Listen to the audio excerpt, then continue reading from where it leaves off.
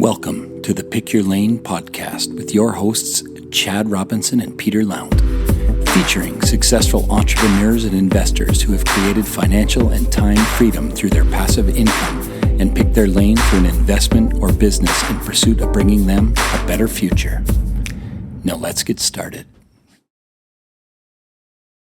Right. Welcome back to the Cashflow Connects podcast. I'm Peter Lount. I'm here with my partner, Chad Robinson. Today we have our guest, Ben Spangl. Ben. Hey, guys. And he leads a team of over 80 insurance agents. He's host of the 5-star rated The Pursuit podcast, husband to his wife, Tiffany, and father to his 2 daughters, Natalie and Hannah. He has been an avid student in the areas of personal growth, development, and performance for close to 15 years now. Ben, welcome. Hey, good to be here with you guys. Thanks for having me. Our pleasure. Very nice. So Ben, maybe, as we start all this, I kind of read a really brief bio, but maybe you can expand on a bit just in terms of a bit about your journey and what it led you to where you are now. Yeah, it sounds great. I love what you guys do, the idea of passive income and just creating a more abundant life. And I grew up the opposite of that, as many of us did, where my mom and dad always struggled with money. They always fought about it. They were paycheck to paycheck and more, right? And spending more than that. And so I remember being a young teenage boy listening to them screaming at each other about money and all the things that happened growing up, not having enough for Christmas and all this stuff. And I'm not sure how old I would have been, maybe 14, 15, 13. But I said, I am not going to be like my mom and dad. And that's not going to be me. And so I got my first job at 15. I was pumping gas at a Shell gas station. And then I saved all my money, virtually all my money. And over the course of whatever it was, a year, 18 months, something like that, I think I had saved up maybe about $4,500 for a 15-year-old. It's a good chunk of change. And my plan was to never be like mom and dad. But then it turned out I very much loved Diablo 2 or Diablo. And Diablo 2 was coming out at the time, and I needed a new computer. And back then, to get a good computer was about $4,000 or $5,000. So I took all this money I worked so hard for, bought this new Dell computer, and now I was back at zero. At the time, I didn't think much of it. I was just happy playing my computer game. Then I turned 18, went to school for a bit. That wasn't my path. And then I got into construction and started making pretty good money, $6,000 a month after tax. But I just wasn't keeping any of it. I'm making more money than my parents had ever made, and I'm in the same spot. Fast forward a couple of years later, I get into the business world, financial services, specifically insurance and investments. And now I'm in that industry. And I thought, man, I want to learn about this. I don't want a ceiling on my income. Love the idea of passive income. Love the idea of recurring income. Hadn't thought of it up to that point in my life. It was a new concept to me. And I started building my business, and I'm struggling to get by. Like going into debt, eventually credit cards going into collections. Fast forward a few years later. So I think I was 21 when I started. Now I'm 24. Creditors calling, everything. I've been in financial services for 3 years, been in business. I'm living this entrepreneurial journey and just a mess. I end up at a seminar about your money mindset. It was called the seminar was called The Millionaire Mind Intensive. It was by T. Harv Eker, who wrote the book, Secrets of the Millionaire Mind. And that seminar changed my life. My wife and I met at that seminar. So of course it changed our life that way, very much so. But I learned really about the impact of our programming in any area of life, but specifically money, and how we grew up and the thoughts that we were thinking and what was programmed into our mind can certainly become a reality if we don't know how to change it. So here I had all these resources available to me. I had watched people in business that were succeeding, making hundreds of thousands, some of them millions, but I wasn't experiencing that. But then it all kind of clicked that, oh my God, I remember this stuff. I remember this growing up. I remember it was like, no wonder I've been struggling so much. And I started my whole reprogram routine. I became obsessed with the stuff, and my life began to change, not overnight, but over time. And it was like a key unlocking the code. So that's kind of my story into both the business world, but then also how did I get into the personal development space? And it was from struggling so much and seeing my own life change. Wow, that's an awesome story and an incredible journey. Yeah. Are you maybe we can dive into that a little bit more. Sure. because I think maybe that does get lost. I know you emphasize that as part of what you talked us through, but how important is that component to where you are today? For me personally, yeah, it's the biggest part of it. My whole world changed when two things changed. One, I got in the business world, and I know, probably many of the people watching, listening are entrepreneurs already. Maybe they're not, but I mean, that changed for me. And even if you're not in the business world, I think just getting into somewhere where you have the ability to scale your income is so friggin' important. A typical 9 to 5, we're not able to scale our income very much, right? We can invest outside of that, which can start to get us in those doors and those circles. But that was one thing. But then personal development is ultimately, for me personally, what helped me grow. We all operate on a certain level of unconsciousness. Now, some people are very unconsciously competent. Right? Some people can become very successful without really knowing how they actually got successful. You ask them, how did you get successful? I worked really hard. Well, what about the billions of other people that work really hard and never get successful? So clearly that's not the only answer, is just working really hard. So there's some people that unconsciously they're directed to it. But then most of us, that's not the case. Most of us, we have to work through that stuff and learn how do we use this great mind of ours to begin to shift our behavior and to begin to shift what we're attracting into our life. So for me, it was massive. If I hadn't done that, I'd probably paycheck to paycheck still. I'm probably working a typical job right now, just scraping by, I think. I don't know that much would have changed in my life. And maybe part of that is like the unlearning part is you maybe talked a bit of that, like that historical piece, how much impact that was and how hard it was to kind of shed those, and maybe, I don't know, lack of a better term, say, take the emotion out of it, have recognition that it happened, but not have it impact you emotionally going forward. Yeah, it's a great point. I mean, you think about any change you want to make in your life. We're talking money, right? But I mean, we could talk health and fitness, we could talk relationships, we could talk whatever. If you look at an area where you're consistently producing less than desirable results, so you're not getting the results that you want, and this has been going on a while, well, most of your adult life, let's say, right? You're not to blame for it, but what is to blame is that there's some kind of mix up in the programming. If you think your mind like a big supercomputer, if the app kept crashing, if something was going wrong, the code was written incorrectly. The code needs to be rewritten. So the old one needs to be deleted and a new needs to be installed. Well, Our life is like that too. We have to deprogram and reprogram. And the deprogram is the unlearning you're talking about, Peter. And when you were a kid, you're a little boy, you're a little girl. I mean, are you responsible for what's going on around you? Not at all. Are you responsible for the programming? No, you're just taking it in. You don't question the information. You don't watch your parents fight about money and think, you know what, maybe a mom and dad have it wrong. Maybe money is easy to make. Maybe you just don't think that stuff. You're just taking it in and you're watching, and then you're developing these assumptions. Money's a struggle. Money's hard to come by, et cetera. I'm using that as an example. But we have to unlearn that, as you said, to deprogram. And the easiest way to do that is to become aware of what, if you pick that area, let's use money. What were some of the things you saw? What were some of the things you heard? What were some of the things you experienced growing up? And now you can create awareness around it and realize, okay, I could see how that could have happened. I could see how I could have made those decisions early on in my life and developed those beliefs. But then the reprogramming is, all right, well, that was my past. I don't have to live that anymore. What do I want to believe now? What do I want to experience? And then we shift it. So you're not responsible for what happened, but you are responsible. Once you're responsible to change it, right? That's up to you, and it's 100% within your control. Yeah, absolutely. I think in my old career as a mortgage broker, I would see clients from all different financial income, right? From like people making just hourly jobs to doctors and lawyers, and the income. And I know people will hate to hear this, but their income is secondary to their wealth. I've seen people making millions of dollars being broke up to their eyeballs. And, and my best story was one lady that made basically minimum wage, saved up, and this was going back about 15 years now, but saved up enough to buy a down payment for her and her daughter. She's a single mom. She was literally working like an hourly minimum wage job. And I'm like, if this person can save up enough money, then these people definitely can. And to your point, it's about mindset and how you look at the world. That's fantastic. What's that first step? I mean, we hear a lot about this, right? Mindset. But what's the first step for somebody listening? Like, how can they begin to? I know you mentioned, the Millionaire Mind is a book which I've read too. Great book. Great book. What's this? How do people start on this journey? Yeah, I think specifically anything you want to change. So you want to change your financial life. Awareness is the key to all change. It begins with awareness. To become aware that, it's not that the world is out to get you. It's not that you've been cut a bad rap. It's not that the economy, it's not, this looming recession. It's none of that stuff.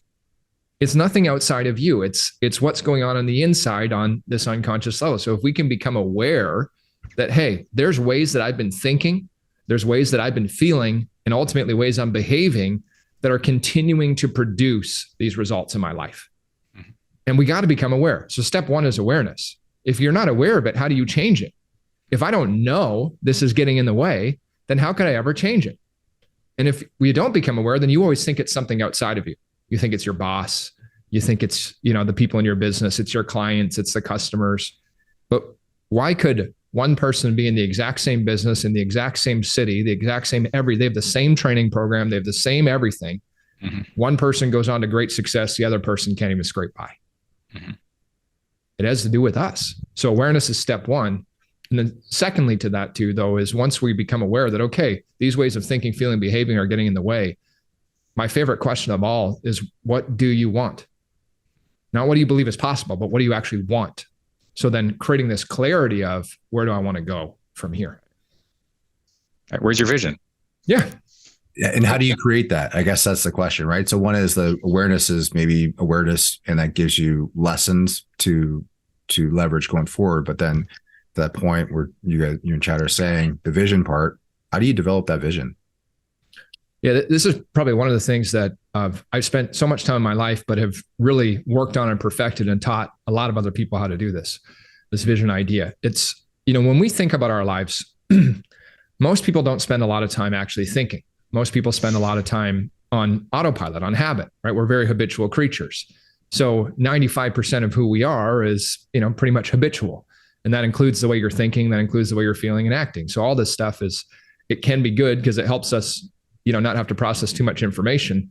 But if you don't stop to think, then you just keep living the same life. And another quarter goes by, another year goes by, another 5 years, another decade.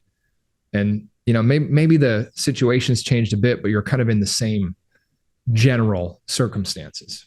So how do you do it with vision?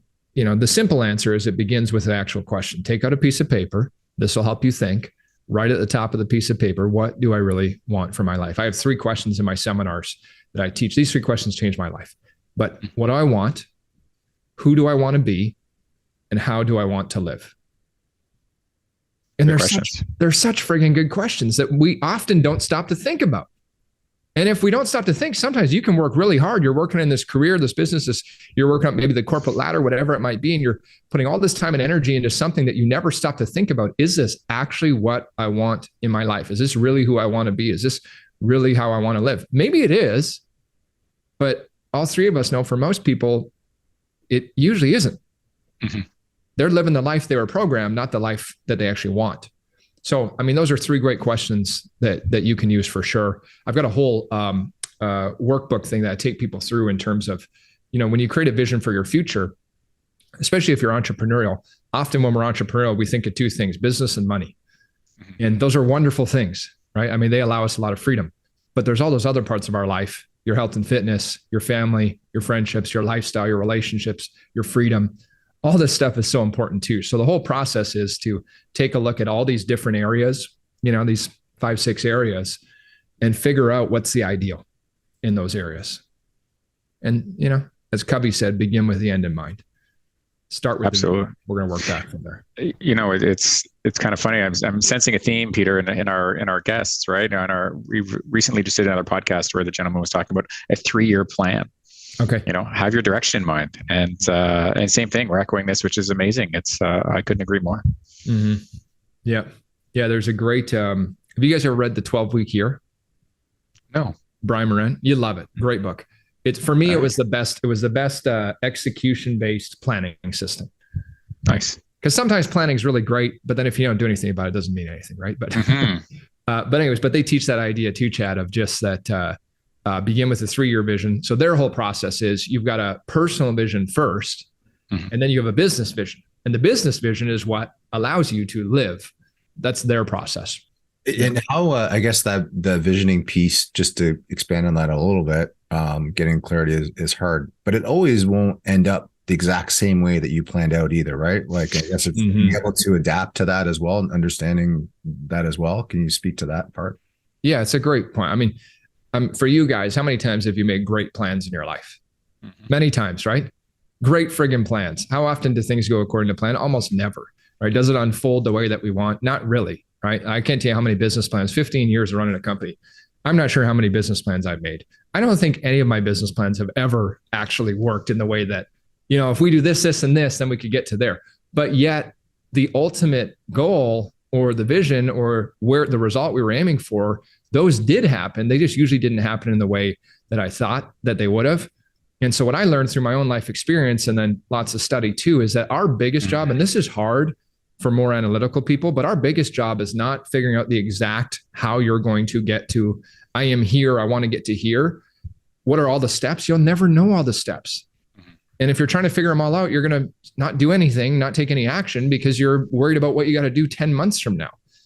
So our biggest job is, what do you want? Why do you want it? Focusing on that, and then take the steps that are in front of us. What's the next logical step? You don't have to have them all figured out. What's the next logical step? And then often that leads to something that you never thought you're going to be doing. I'm in this, we were talking about earlier, but I'm in this thought leadership program with Evan Carmichael going through YouTube. 5 months ago, I had zero desire to even start building a YouTube. It wasn't even on my radar. It was not part of my plan when I started thinking about this stuff. But then this led to this, led to this, led to this. And then all of a sudden, now I can see how this could help me with the bigger vision. I care less about what are the exact ways it's going to unfold, but I do care about that I want to get where I'm going. And the second thing, and this took me better part of a decade to learn, is to actually love the process and love today while moving towards the vision. Just be present. Yeah. Absolutely. Yeah. I use it very much. The concept I have in mind, I heard from somewhere, is that flywheel, right? It's a sort of flywheel of life or flywheel of marketing, and just, which is kind of why we like to do this. It's just keeping this momentum and meeting, great guests like yourself. And I'm like, wow, that's great. Like, there's a book I'm picking up tomorrow. Yeah. It's just awesome. Yeah. Yeah. It's pretty cool. I think as, when we're a lot of people that are goal driven, which, virtually everybody that's going to be watching, listening to this is, that's why you're watching and listening to it. When we're goal driven, there's such an upside to that. I mean, you can create such an incredible future, but there's also a downside to it. And the downside is that you always live in the future.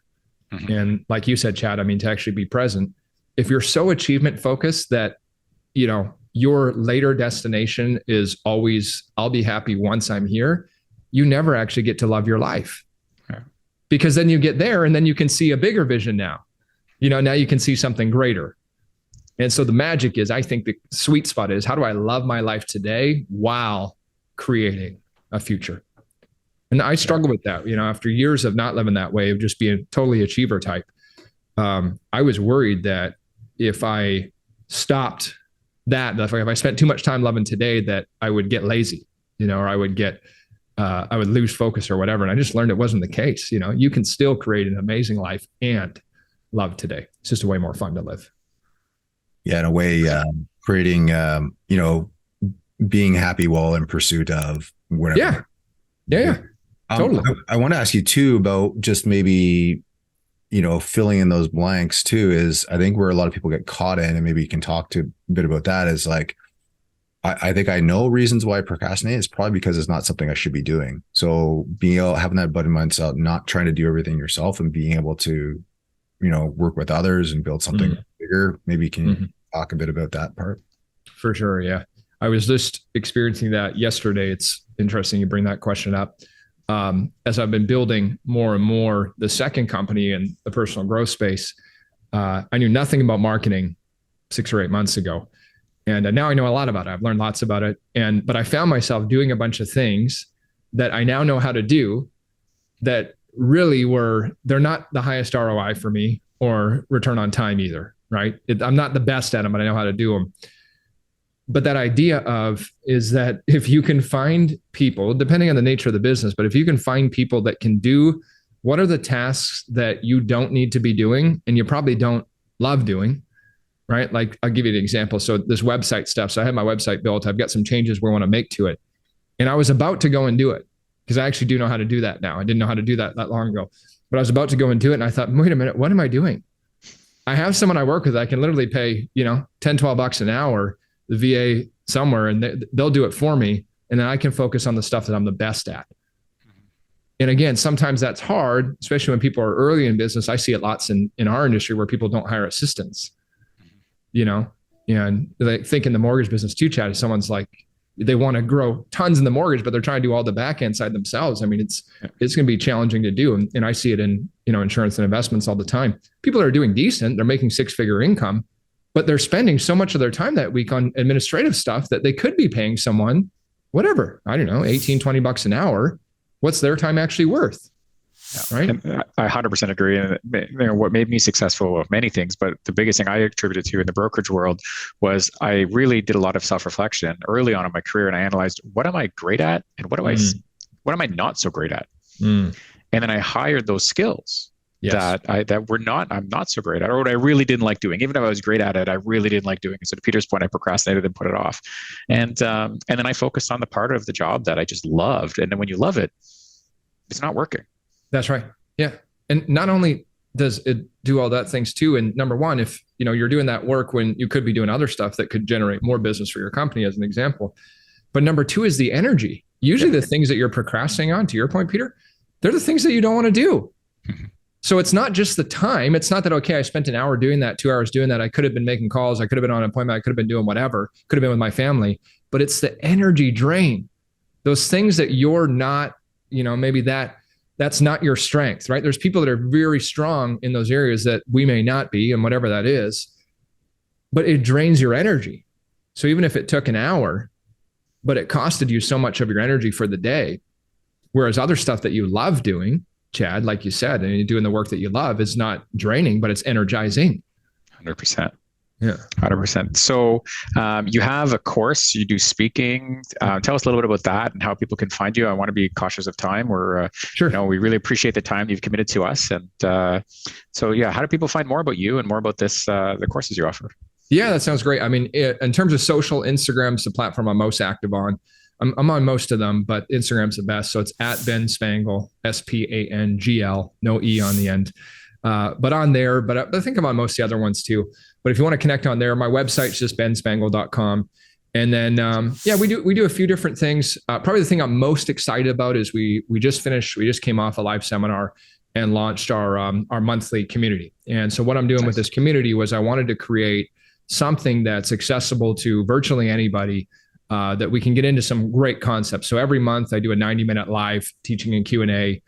We got a bunch of different challenges and a bunch of custom workbooks and meditations they get access to. And so that I'm probably most excited about that right now. They can find that on my website, and I think it's $65 a month. And that's probably what I'm most excited about.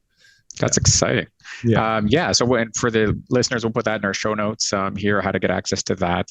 I think we'll definitely have to check that out. And I think that's a price point you're right, most people can afford. Mm-hmm. Yeah, it's good. It's, I know you guys feel the same way, but this is stuff that when we think about actually working on our thought process, right? Everything boils back to your mind. Everything boils back to the way that you think. Anything you ever do, a physical action you take, began with a thought. Mm-hmm.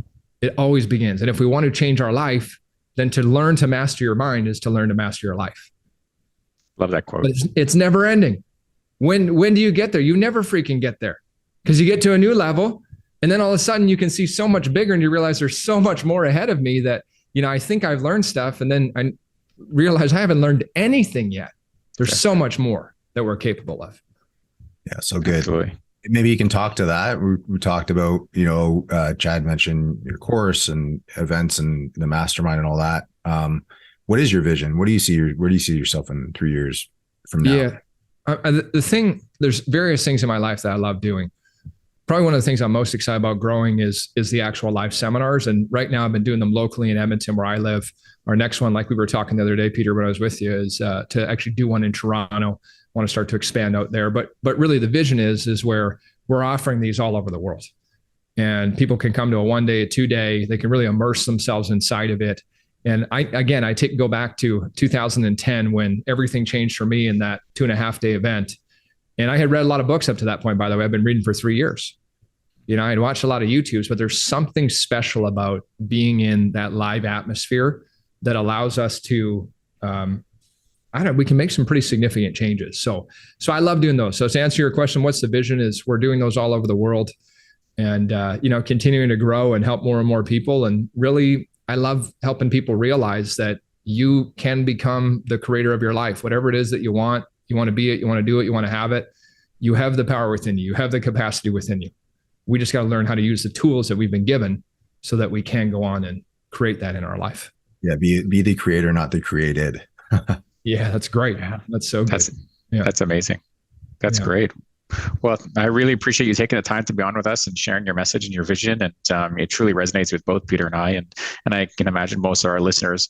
And I look forward to attending your events in person. And when you're in Toronto, I think you can count on Peter and I definitely being there. Awesome. Well, I appreciate you guys having me. Thanks for the time today. Thank you for joining the Pick Your Lane podcast. You can find more episodes on the podcast platform of your choice. Chad and Peter welcome you to visit their site, pickyourlane.com, for access to more content from our guests. There you will find curated interviews, education, and some offerings that will help you pick your lane on the way to financial freedom.